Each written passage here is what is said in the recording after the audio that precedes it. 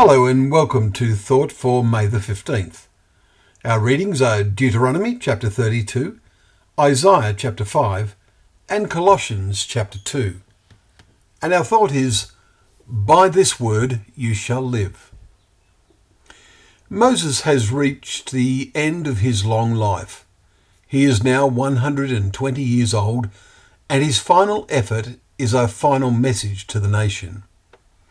We read, "Then Moses spoke the words of this song in the ears of the assembly of Israel." Deuteronomy 31 verse 30. His words were designed to be memorized.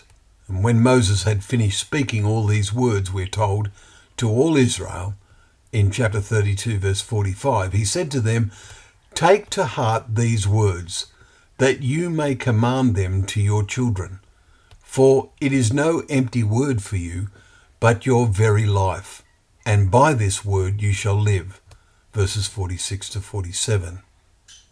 We can see his final message as a microcosm of all of God's words that he has caused to be preserved for humanity, for the guidance of those who seek to believe in him and seek to do his will.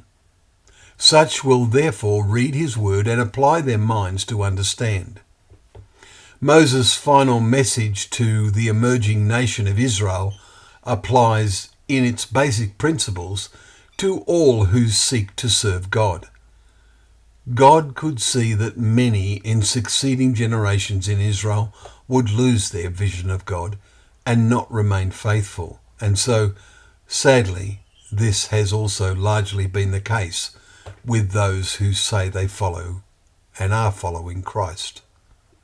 God says to Israel prophetically through Moses, "I will hide my face from them, for they are a perverse generation, children in whom is no faithfulness."